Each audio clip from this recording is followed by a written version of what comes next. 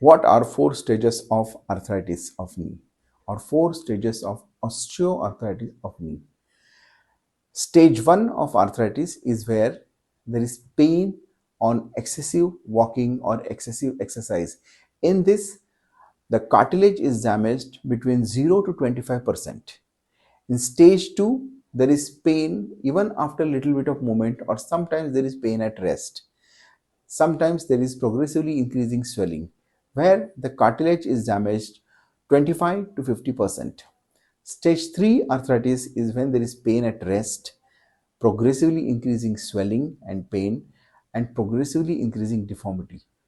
In stage 4 arthritis, there is complete destruction of cartilage, progressively developed deformity, and pain at rest, at night, and even if you stand for little time, the pain is there.